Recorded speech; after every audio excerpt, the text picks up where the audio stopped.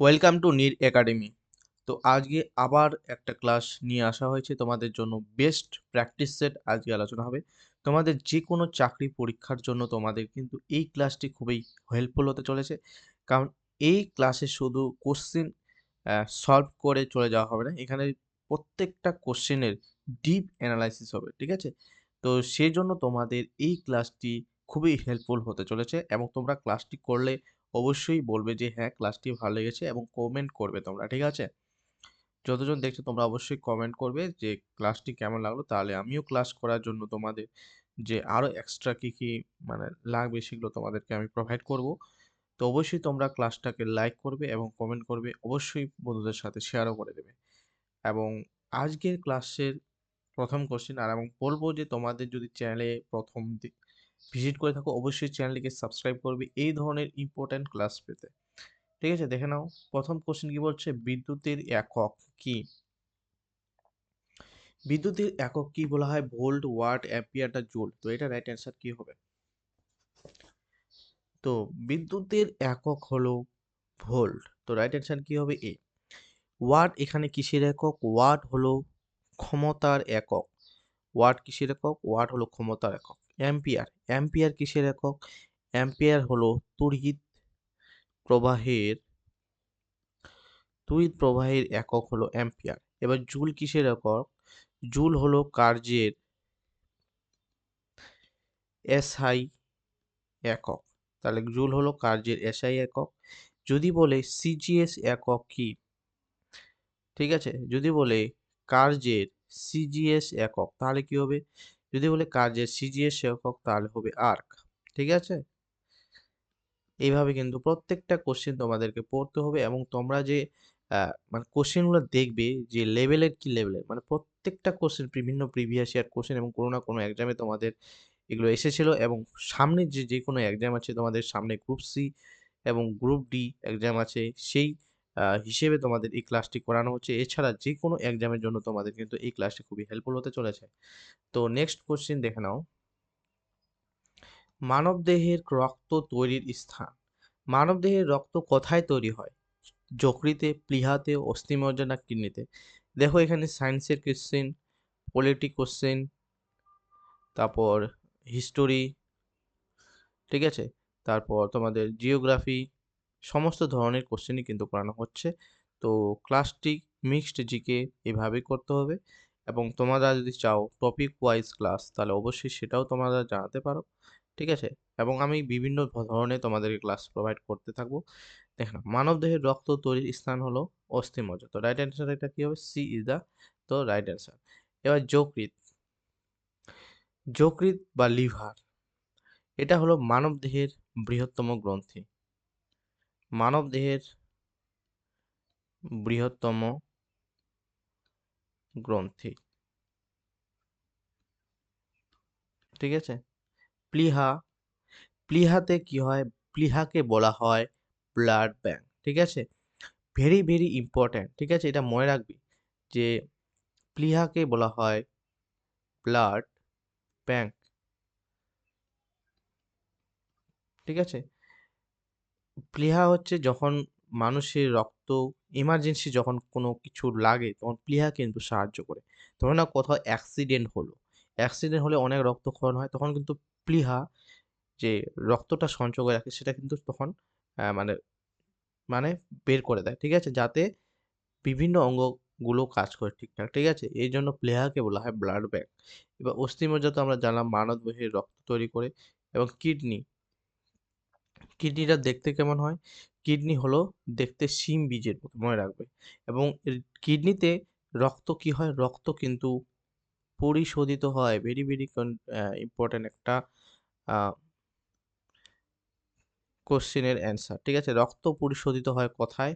হবে কিডনিতে এবং কিডনিতেই আমাদের বিভিন্ন যে রেচন অঙ্গ মানে মূত্র তৈরি হয় কিন্তু কিডনিতে। কিডনিতে কিন্তু মূত্র তৈরি হয় এবং মূত্র আমরা ত্যাগ করি। ঠিক আছে? নেক্সট কোশ্চেন জিএসটি এর পূর্ণরূপ কি? Goods and services tax, general sales tax, global services tariff, gross state tax. তো এটা রাইট অ্যান্সার হবে তোমরা জানো অনেকেই জানো গুডস অ্যান্ড সার্ভিসেস ট্যাক্স। আচ্ছা, জিএসটি তাহলে কবে চালু করা হয়েছিল? জিএসটি চালু করা হয়েছিল 1st জুলাই কত সালে? ২০১৭ সালে কিন্তু জিএসটি চালু করা হয়েছিল। ভেরি, ভেরি ইম্পোর্টেন্ট যে জিএসটি কবে চালু করা হয়েছিল? জিএসটির পূর্ণরূপ কি? এইটা কিন্তু ইকোনমি থেকে কিন্তু কোশ্চেনটা দেওয়া হয়েছে। মানে অর্থনীতি থেকে, ঠিক আছে? তাহলে জিএসটি কোথায় চালু হয়? আচ্ছা, জিএসটি কবে চালু হয়েছিল? তাহলে আমরা জানলাম যে 1st জুলাই ২০১৭ সালে। এবার যদি বলি জিএসটি প্রথম কোন দেশে, প্রথম কোন দেশে চালু করা হয়েছিল? জিএসটি প্রথম কোন দেশে চালু হয়? তাহলে এটা রাইট অ্যান্সার কি হবে? তো এটা রাইট অ্যান্সার হবে ফ্রান্সে। ফ্রান্স কান্ট্রিতে কিন্তু প্রথম জিএসটি চালু করা হয়েছিল। ঠিক আছে? এই কোশ্চেনটাও কিন্তু এসেছিল পরীক্ষায়, সেজন্য তোমাদেরকে বলে দেওয়া হলো। নেক্সট কোশ্চেন দেখে নাও, মুদ্রাস্ফীতি বলতে কি বোঝায়? মুদ্রাস্ফীতি বলতে কি বোঝায়? দাম কমা, দাম বাড়া, উৎপাদন বন্ধ না বেতন বৃদ্ধি? তো এটা রাইট অ্যান্সার কি হবে? মুদ্রাস্ফীতি বলতে বোঝায় দাম বাড়া। ঠিক আছে? তো এটা রাইট অ্যান্সার হবে দাম বাড়া ইজ দ্য রাইট অ্যান্সার। যদি কোনো জিনিসের দ্রব্যের দাম বেড়ে যায় তখন সেটা হলো মুদ্রাস্ফীতি।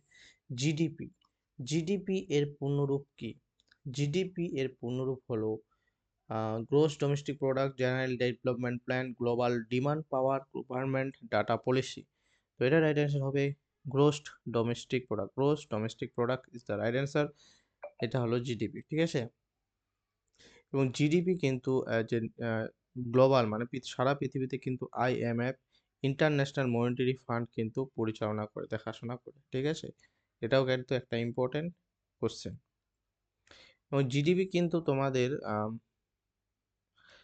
বিভিন্ন বছর মানে বছর উঠানামা করে, তোমাদের জানো, ঠিক আছে? তো এটা মনে রাখবে। আরবিআই কি? আরবিআই কি? তোমরা বিভিন্ন আরবিআই তে এটা খুব কোশ্চেন, ইকোনমি থেকেও এটাও একটা কোশ্চেন, ভালো কোশ্চেন, যে আরবিআই হলো একটি বাণিজ্যিক ব্যাংক, সমবায় ব্যাংক, ভারতীয় কেন্দ্রীয় ব্যাংক না বিশ্ব ব্যাংক? তাহলে এটা রাইট অ্যান্সার হবে আরবিআই হলো একটা ভারতের কেন্দ্রীয় ব্যাংক। আমরা বিভিন্ন নোটে বা টাকাতে রিজার্ভ ব্যাংক অফ ইন্ডিয়া দেখি। তাহলে আরবিআই কত সালে প্রতিষ্ঠিত হয়েছিল? কত সালে প্রতিষ্ঠা হয়েছিল বলো? আরবিআই কত সালে প্রতিষ্ঠা হয়েছিল? তো রিজার্ভ ব্যাংক অফ ইন্ডিয়া বা আরবিআই প্রতিষ্ঠিত হয়েছিল 1935, 1935 সালে কিন্তু প্রতিষ্ঠিত হয়েছিল। এবার যদি বলি জাতীয়করণ,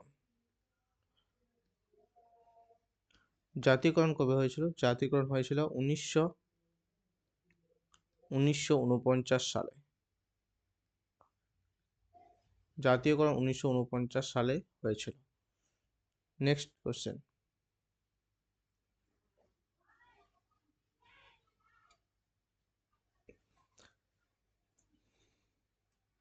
রাজ্যপালের মেয়াদ কত বছর? রাজ্যপালের মেয়াদ 3 বছর, 4 বছর, 5 বছর না আজীবন? তাহলে রাজ্যপালের মেয়াদ হলো 5 বছর। তো রাইট অ্যান্সার হলো 5 ইয়ার। রাজ্যপালকে নিয়োগ করেন, কে নিয়োগ করেন রাজ্যপালকে? রাজ্যপালকে নিয়োগ করেন রাষ্ট্রপতি। রাজ্যপালকে কে নিয়োগ করেন? রাষ্ট্রপতি। এছাড়া রাজ্যপালকে শপথ বাক্য পাঠ করান কে? শপথ বাক্য পাঠ করান হলো সেই রাজ্যের মানে সেই রাজ্যের হাইকোর্টের প্রধান বিচারপতি। হাইকোর্টের প্রধান বিচারপতি, ঠিক আছে? সেই রাজ্যের বা সেই রাজ্যের হাইকোর্টের প্রধান বিচারপতি শপথ বাক্য পাঠ করেন। ভেরি ভেরি ইম্পর্ট্যান্ট, ঠিক আছে? আমাদের ওয়েস্ট বেঙ্গল, পশ্চিমবঙ্গের আহ, রাজ্যপাল কে আছেন বলো? তোমরা পশ্চিমবঙ্গের রাজ্যপালের নাম কমেন্ট সেকশনে জানাবে, ঠিক আছে? এটা থাকলো হোমওয়ার্ক। নেক্সট কোশ্চেন, অস্পৃশ্যতা বিলোপ কোন অনুচ্ছেদে? অস্পৃশ্যতা বিলোপ কোন অনুচ্ছেদে? বা আনটাচেবিলিটি, ইংরেজিতে বলে আনটাচেবিলিটি, এটা কোন কত নাম্বার আর্টিকেলে আছে? অনুচ্ছেদ মানে মনে রাখবে আর্টিকেল, ঠিক আছে? কত নাম্বার আর্টিকেলে কিন্তু আমাদের অস্পৃশ্যতা বিলোপ আছে?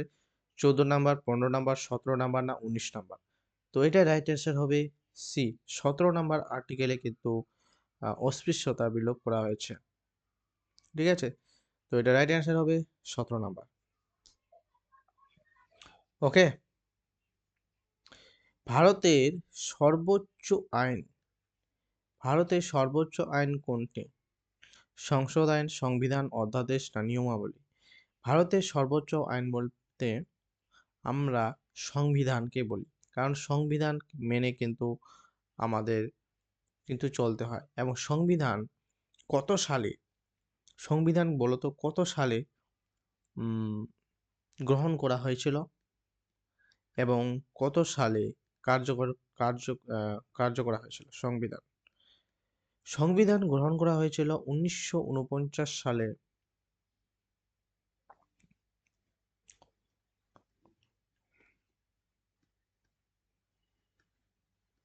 26শে নভেম্বর এবং কার্যকর করা হয়েছিল 1950 সালে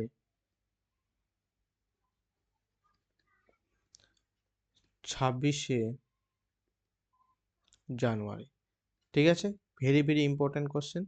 তাহলে সংবিধান কবে কার্যকর করা হয়েছে? সংবিধান কার্যকর করা হয়েছিল 1950 সালের 26শে জানুয়ারি এবং সংবিধান গ্রহণ করা হয়েছিল 1949 সালের 26শে নভেম্বর। এবং 26শে নভেম্বর দিনটিকে এই যে 26শে নভেম্বর দিনটিকে কিন্তু সংবিধান দিবস পালন করা হয়। সংবিধান দিবস কবে পালন করা হয়? 26শে নভেম্বর। পরীক্ষায় কিন্তু বারবার কিন্তু এই কোশ্চেনটা এসেছে। ঠিক আছে? এবার নেক্সট কোশ্চেন তোমরা অ্যান্সার দেওয়ার চেষ্টা করো। গ্রেট ব্যারিয়ার রিফ কোথায় অবস্থিত?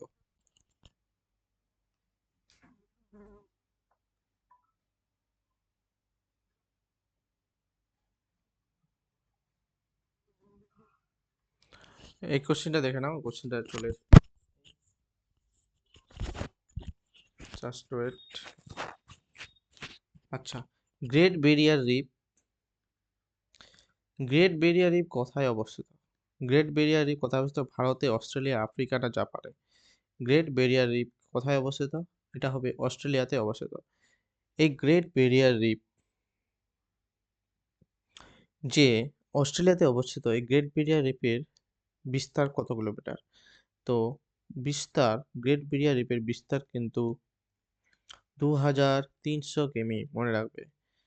এবং এই গ্রেট ব্যারিয়ার রিফ কি দ্বারা গঠিত? এটা কিন্তু প্রবাল দ্বারা গঠিত বা কোরাল, ইংরেজিতে বলে কোরাল আর এই যে বাংলায় প্রবাল। প্রবাল দিয়ে কিন্তু গঠিত গ্রেট ব্যারিয়ার রিফ। ঠিক আছে? এবং বিস্তার হলো 2300 কিলোমিটার। ঠিক আছে? নেক্সট কোশ্চেন চলে যাব আমরা। মানুষের শরীরের বৃহত্তম অঙ্গ মানুষের শরীরের বৃহত্তম অঙ্গের নাম কি? হৃৎপিণ্ড, যকৃৎ, ত্বক না ফুসফুস? মানুষের শরীরের বৃহত্তম অঙ্গ হলো যকৃৎ। তো রাইট অ্যান্সার হবে বি। ঠিক, বৃহত্তম, সরি, সি হবে, কারণ এখানে বৃহত্তম অঙ্গের কথা বলছে। ঠিক আছে? আমরা একটু আগে জানলাম বৃহত্তম গ্রন্থির নাম হলো যকৃৎ। ঠিক আছে? আমিও ভুলে যাচ্ছি। তো এই কোশ্চেনগুলো একটু ভালো করে দেখবে। ঠিক আছে? আম, তো রাইট অ্যান্সারটা কিন্তু সি হবে। তো সেজন্য প্রত্যেকটা অপশন পড়তে হবে। ঠিক আছে? তার মানুষের বৃহত্তম অঙ্গ হলো ত্বক। ওকে? এবং হৃৎপিণ্ডে আমাদের কয়টি প্রকোষ্ঠ থাকে? হৃৎপিণ্ডে আমাদের কিন্তু 4টি প্রকোষ্ঠ থাকে। মানবদের হৃৎপিণ্ডে কয়টি প্রকোষ্ঠ? 4টি প্রকোষ্ঠ থাকে। ঠিক আছে?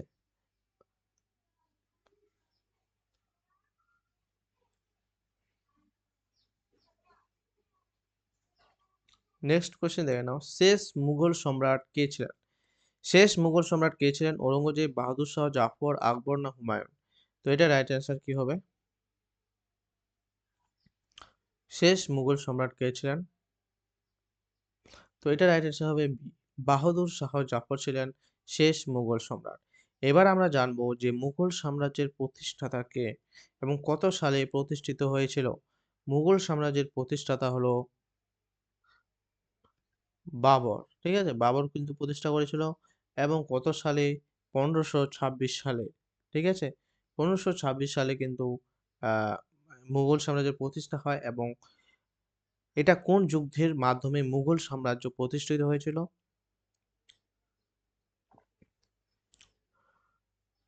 বলো তো? 1526 সালে বাবর ও ইব্রাহিম লোদির মধ্যে, ঠিক আছে? বাবর এইগুলো ইম্পোর্টেন্ট কিন্তু, ঠিক আছে? বাবর ও ইব্রাহিম লোদির মধ্যে, ইব্রাহিম লোদি, ঠিক আছে? লোদি বংশের শেষ রাজা ইব্রাহিম লোদি, বাবর এবং ইব্রাহিম লোদি 1526 খ্রিস্টাব্দে, এখানে আবার লিখে দিচ্ছি, 1526 খ্রিস্টাব্দ সালে কি হয়েছিল? প্রথম পানিপথের যুদ্ধ হয়েছিল। প্রথম পানিপথের যুদ্ধের মাধ্যমে কিন্তু বাবর কি করেছিল? মুঘল সাম্রাজ্যের প্রতিষ্ঠা করেছিল, ঠিক আছে? ভেরি ভেরি ইম্পর্টেন্ট, ঠিক আছে? এছাড়া আরো অনেক কোশ্চিন তোমরা আহ, এখানে বললে অনেক কোশ্চিন হয়ে যাবে। যেমন হুমায়ুন কথার অর্থ কি? হুমায়ুন কথার অর্থ হলো ভাগ্যবান, ঠিক আছে?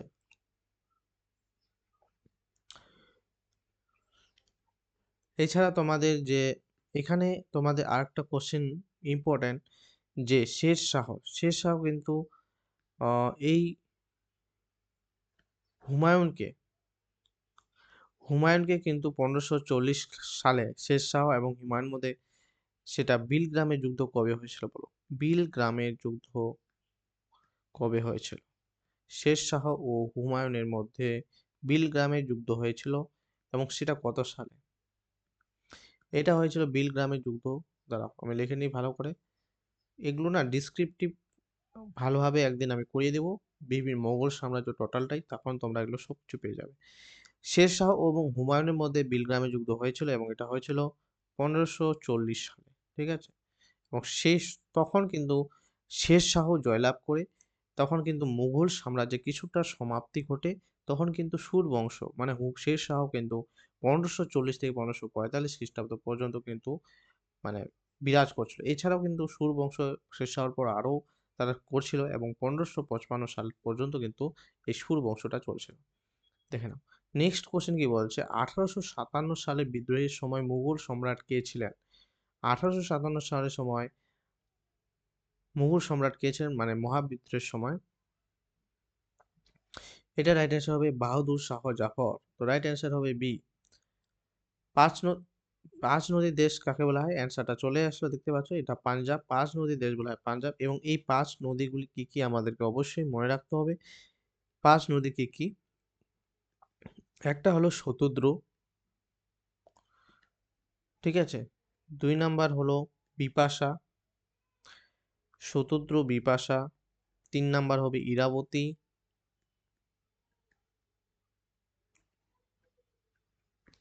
চার নাম্বার কি?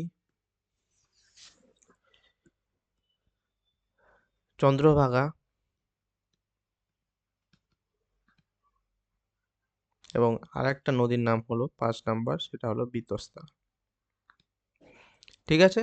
এই পাঁচটা নদী কিন্তু আমাদের পাঞ্জাব আহ, রাজ্যের মধ্য দিয়ে প্রবাহিত হয়েছে, এবং সেই জন্য বলা হয় পাঁচ নদীর দেশ বলা হয় পাঞ্জাবকে। ভেরি ভেরি ইম্পর্ট্যান্ট একটা কোশ্চেন, কিন্তু পরীক্ষায় কিন্তু বারবার দু তিনবার এসে পরীক্ষা, যে কোনো পরীক্ষায় আসতে পারে আপকামিং, এবং এগুলো পরীক্ষায় এসেছে, এবং প্রত্যেকটা কোশ্চেন বিভিন্ন পরীক্ষায় আসা প্রিভিয়াস ইয়ার কোশ্চেন বারবার তোমাদেরকে বলা হচ্ছে, ঠিক আছে?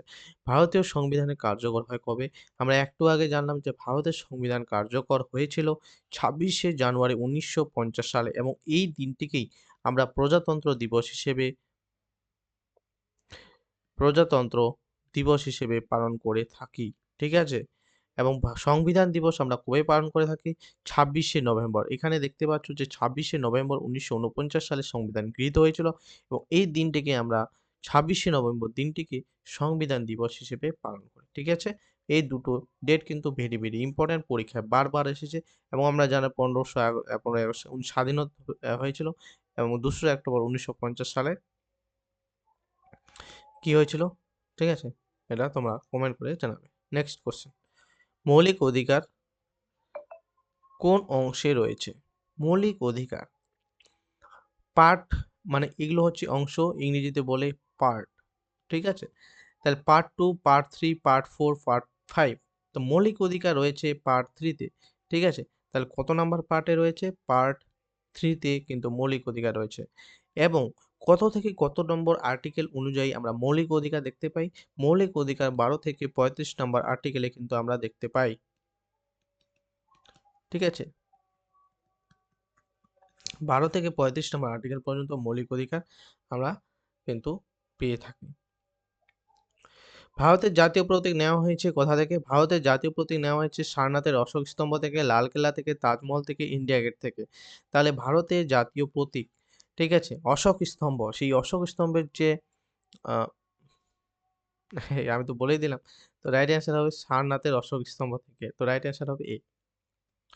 GST, goods and services tax একটু আগেই আমরা জানলাম। তো এটা ২০০০ এখানে কত? ২০০০ ধরে নাও ১৩ করে দিলাম। জিএসটি কত সালে চালু করেছিল? জিএসটি ২০১৩ সালে, ২০১৬, ২০১৭ না ২০১৮ সালে? জিএসটি চালু হয়েছিল ২০১৭ সালে। ঠিক আছে? আ ২০১৭ সালে জিএসটি চালু হয়েছিল। বলো তো এখানে আরেকটা ইম্পোর্টেন্ট কোয়েশ্চেন নীতি আয়োগ। আরে ভাই হাতের লেখা এত বাজে না আমার, ঠিক আছে? নীতি আয়োগ। নীতি আয়োগ কবে কোন সালে চালু করা হয়েছিল নীতি আয়োগ? তো এটা তোমরা মনে রাখবে ২০১৫ সালে। ঠিক আছে? নীতি আয়োগ ২০১৫ সালে চালু করা হয়েছিল। ওকে? রক্তচাপ মাপা যন্ত্রের নাম কি? থার্মোমিটার, ব্যারোমিটার, স্ফিগমো ম্যানোমিটার না হাইড্রোমিটার? আমরা রক্তচাপ, ব্লাড প্রেশার যেটাকে আমরা বলি ব্লাড প্রেশার মাপি কোন আ ব্লাড প্রেশার মাপি কিসের মাধ্যমে? স্ফিগমো ম্যানোমিটার যন্ত্রের সাহায্যে আমরা ব্লাড প্রেশার মাপি। এই যে ডাক্তার বা ডাক্তারগুলো কি করে কানে দিয়ে আমাদের মানে বুকে রাখে যে কতটা, বুকে না, ওটা তো আমাদের হলো ব্লাড প্রেশার আমরা হাতে বাঁধে, ঠিক আছে? হাতে দিয়ে প্রেস করে, ঠিক আছে? ফুলে যায় হাতটা চাপে ধরে। তো রক্তচাপ মাপা হয় স্পিগমো ম্যানোমিটার যন্ত্রের সাহায্যে। এবার বলেছে থার্মোমিটার, থার্মোমিটারের সাহায্যে আমরা কি মাপি?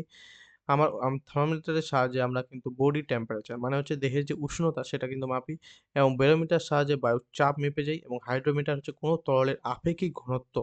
হাইড্রোমিটারের সাহায্যে কি মাপি? তরল পদার্থের আপেক্ষিক ঘনত্ব মাপার জন্য কিন্তু আমরা হাইড্রোমিটার যন্ত্রটাকে ব্যবহার করি। ঠিক আছে? মানুষের রক্তের রং লাল। দেখো মানুষের রক্তের রং লাল কারণ কি? এখানে আমাদের হিমোগ্লোবিন থাকে। ঠিক আছে? Haemoglobin is the right answer এবং হিমোগ্লোবিন কি করে? হিমোগ্লোবিন কিন্তু আ সারা শরীরে কিন্তু আমাদের অক্সিজেন কি করে? পরিবহন করে। ঠিক আছে? এই যে অক্সিজেন আছে, ঠিক আছে? ভারতের জাতীয় পশু কি? ভারতের জাতীয় পশু কি বলতো? ভারতের জাতীয় পশু সিংহ, বাঘ, হাতি না গন্ডার? তো এটার রাইট অ্যান্সার হবে বি। ভারতের জাতীয় পশু হলো বাঘ। ঠিক আছে? এছাড়া তোমরা জানো তোমরা বলো তো পশ্চিমবঙ্গের বিভিন্ন জাতীয় পশুর নাম। ঠিক আছে? জাতীয় পশু বলো কি নাম? মেছো বেড়াল। এটা কিন্তু কতবার যে পরীক্ষায় আসছে তার নাই ঠিক। ঠিক আছে? তা যদি বলে বার্ড মানে পাখি তাহলে কি হবে? সাদা বুক মাছরাঙা।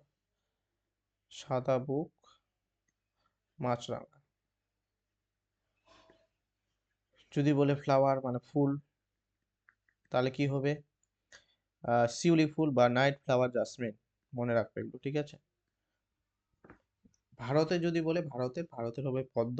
ঠিক আছে? জাতীয় ফুল। আর যদি বলে পাখি তাহলে হবে ময়ূর এবং জাতীয় পশু বললে আমরা তো জানলাম বাঘ। ঠিক আছে? বলে দিলাম কিন্তু অনেক কিছু ইনফরমেশন তোমাদেরকে দেওয়া হচ্ছে। অবশ্যই তোমরা কিন্তু ক্লাসটিকে কি করবে? একটা লাইক করবে। ঠিক আছে? তোমাদেরকে বলা হচ্ছে বারবার লাইক করবে এবং নতুন হলে চ্যানেল অবশ্যই সাবস্ক্রাইব করবে। এরকম ক্লাস পেতে এবং অবশ্যই কমেন্ট করবে এবং বন্ধুদের সাথে শেয়ার করে দেবে তোমাদের এই ক্লাসটিকে। ভারত ছাড়ো আন্দোলন কবে শুরু করা হয়েছিল? এইটা শুরু হয়েছিল ১৯৪০, ১৯৪২, ১৯৪৫ না ১৯৩০ সালে।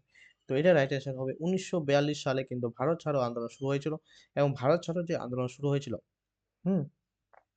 এই ভারত ছাড়ো আন্দোলন যে শুরু হয়েছিল এখানে কিন্তু অনেক ধরনের কোশ্চেন আসে। এই ভারত ছাড়ো আন্দোলনকে আরেক নামে আমরা পরিচিত, সেটা তোমাদেরকে মনে রাখবে আগস্ট বিপ্লব। ভারত ছাড়ো আন্দোলনের অপর নাম হলো আগস্ট বিপ্লব, মনে রাখবে। ঠিক আছে? যদি বলে আগস্ট বিপ্লব কবে হয়েছিল তারপর তোমরা বলি মাথায় হাত দিবে এটা আবার কি ধরনের কোশ্চেন? ঠিক আছে? কোশ্চেনটা একটু ঘুরিয়ে দিয়েছে। ঠিক আছে? এই ভারত ছাড়ো আন্দোলনকে বলা হয় আগস্ট বিপ্লব এবং এটা হয়েছিল ১৯৪২ সালে এবং এটা ভারত ছাড়ো আন্দোলন কিন্তু মহাত্মা গান্ধী কিন্তু ডাক দিয়েছিল, পরিচালনা করেছিল। মহাত্মা গান্ধী কিন্তু ভারত ছাড়ো আন্দোলনের প্রধান নেতা, ঠিক আছে? এবং এটা কোথায় হয়েছিল? এটা কিন্তু বোম্বেতে হয়েছিল, ঠিক আছে? এবং এই ভারত ছাড়ো আন্দোলনে গান্ধীজি কিন্তু করেঙ্গে ইয়া মরেঙ্গে অথবা ইংরেজিতে ডু অর ডাই কিন্তু কথাটি স্লোগানটি কিন্তু বলেছিল, ঠিক আছে? নেক্সট কোশ্চেন, কে ভারতের লৌহ পুরুষ বা আয়রন ম্যান নামে পরিচিত? কে ভারতের লৌহ পুরুষ বা ইন্ডিয়ান আয়রন ম্যান নামে পরিচিত? তো এটা রাইট অ্যান্সার কি হবে? জওহরলাল নেহেরু, সুভাষচন্দ্র বসু, সর্দার বল্লভভাই প্যাটেল না মহাত্মা গান্ধী? তো এটা রাইট অ্যান্সার হবে C, Sardar Vallabhbhai Patel is the right answer. তো C is the right answer. Jawaharlal Nehru, আমরা জানি জওহরলাল নেহেরু কে ছিলেন? ভারতের প্রথম প্রাইম মিনিস্টার ছিলেন, মানে প্রধানমন্ত্রী ছিলেন, ঠিক আছে? আর সুভাষচন্দ্র বসু ছিলেন আজাদ হিন্দ বাহিনীর গঠন করেছে সুভাষচন্দ্র বসু। এবং মহাত্মা গান্ধী, মহাত্মা গান্ধী তো তুলনা হয় না, অনেক আছে, ঠিক আছে? মহাত্মা গান্ধী কত সালে দক্ষিণ আফ্রিকা থেকে ভারতে এসেছিলেন? তোমরা কমেন্ট করে জানাবে, ঠিক আছে? এটা কিন্তু ভেরি ভেরি ইম্পর্টেন্ট। এবং আহ, প্রবাসী ভারতীয় দিবস কবে পালন করে? এটা কিন্তু ভেরি ভেরি ইম্পর্টেন্ট তোমাদেরকে। তোমরা যদি এটা কিন্তু কমেন্ট করে জানাবে, এবং তোমরা যদি না জানো নেট থেকে সার্চ করে নেবে, ঠিক আছে? প্রবাসী ভারতীয় দিবস কবে পালন করা হয় এবং কেন পালন করা হয়? কারণ প্রবাসী ভারতীয় দিবস, মহাত্মা গান্ধী কিন্তু দক্ষিণ আফ্রিকা থেকে ভারতে এসেছিল, এবং সেই দিনটিকে স্মরণীয় করার জন্য প্রবাসী ভারতীয় দিবস পালন করা হয়। এবং সেটা কত তারিখে, ঠিক আছে? সেটা তোমরা জেনে নেবে, ওকে? ভারত ছাড়ো আন্দোলন, ভারতের জাতীয় পতাকা প্রথম উত্তোলিত হয় কত সালে? ভারতের জাতীয় পতাকা প্রথম উত্তোলিত হয় 1905 সালে, 1927, 1906 না 1911? তো এটা রাইট অ্যান্সার হবে সি, 1906 সালে ভারতের জাতীয় পতাকা উত্তোলিত হয়। এবং ভারতের যে জাতীয় পতাকা, ভারতের জাতীয় পতাকার দৈর্ঘ্য এবং প্রস্থের অনুপাত কত? বলতো দৈর্ঘ্য ইস্টু প্রস্থের অনুপাত কত? তো এটা হবে 3:2, ঠিক আছে? এবার যদি বলি ভারতের জাতীয় পতাকা কে তৈরি করেছিল? ভারতের জাতীয় পতাকা অন্ধ্রপ্রদেশের বিখ্যাত বিপ্লবী, ঠিক আছে? সেটা কে তৈরি করেছিল? আহ, ভিং পেং কি হবে? পিঙ্গালি ভেঙ্কাইয়া, ঠিক আছে? পিঙ্গালি, আমি লিখে দিই, পিঙ্গালি ভেঙ্কাইয়া কিন্তু ভারতের জাতীয় পতাকা তৈরি করেছিল, ঠিক আছে? নেক্সট কোশ্চেন, ভারতের প্রথম মহিলা গভর্নর কে ছিলেন? ভারতের প্রথম মহিলা গভর্নর কে ছিলেন? এটা হবে কি বলছে, গভর্নর, ঠিক আছে? তো কি হবে? বিজয় লক্ষ্মী পণ্ডিত, ইন্দিরা গান্ধী, সরোজিনী নাইডু, প্রতিভা পাটিল? তো এটা রাইট অ্যান্সার হবে বিজয় লক্ষ্মী পণ্ডিত, ঠিক আছে? তাহলে বিজয় লক্ষ্মী কিন্তু ভারতের প্রথম মহিলা গভর্নর। এবার যদি বলে ইন্দিরা গান্ধী, যে অপশন আছে সেটা কি? ইন্দিরা গান্ধী আমরা জানবো ভারতের প্রথম মহিলা প্রধানমন্ত্রী। ভারতের প্রথম মহিলা প্রধানমন্ত্রীর নাম হলো ইন্দিরা গান্ধী। এবার সরোজিনী নাইডু, সরোজিনী নাইডু কে ছিলেন? সরোজিনী নাইডু ছিলেন কিন্তু ভারতের প্রথম রাজ্যপাল, মহিলা রাজ্যপাল। ভারতের প্রথম মহিলা রাজ্যপাল ছিল সরোজিনী নাইডু। এবার যদি আমরা যদি বলি প্রতিভা পাটিল ছিলেন, প্রতিভা পাটিল ছিলেন ভারতের প্রথম মহিলা রাষ্ট্রপতি। ভারতের প্রথম মহিলা রাষ্ট্রপতি ছিলেন প্রতিভা প্যাটেল। এবার যদি বলি ভারতের প্রথম মহিলা মুখ্যমন্ত্রী কে আছেন, কে ছিলেন ভারতের প্রথম মহিলা মুখ্যমন্ত্রী? তাহলে হবে সুচিতা কৃপালিনী। যদি বলি পশ্চিমবঙ্গের ভারতের প্রথম মহিলা মুখ্যমন্ত্রী কে আছেন বর্তমানে, আমরা যিনি আছেন, হুম, আ- ঠিক আছে, বর্তমানে আমাদের মুখ্যমন্ত্রী কে আছেন? তিনি আমাদের পশ্চিমবঙ্গের প্রথম মহিলা মুখ্যমন্ত্রী, ঠিক আছে? নেক্সট কোশ্চেন, ভারতের প্রথম লোকসভার স্পিকার কে আছে? ভারতের প্রথম লোকসভার স্পিকার কে ছিলেন? তো বলরাম জাফর, গণেশ বাসু, জিবি মাবলাঙ্কর না হুকুম সিং? তো এটা রাইট অ্যান্সার হবে সি, জিভি মাবলাঙ্কর বা গণেশ বাসুদেব মাবলাঙ্কর, ঠিক আছে? রাইট অ্যান্সার হবে সি। ভারতের নির্বাচন কমিশন, ভারতের নির্বাচন কমিশন কবে গঠিত হয়? নির্বাচন কমিশন প্রথম কবে গঠিত হয়েছিল? 1947, 1950 সালে, 1951 সালে এবং 1952 সালে?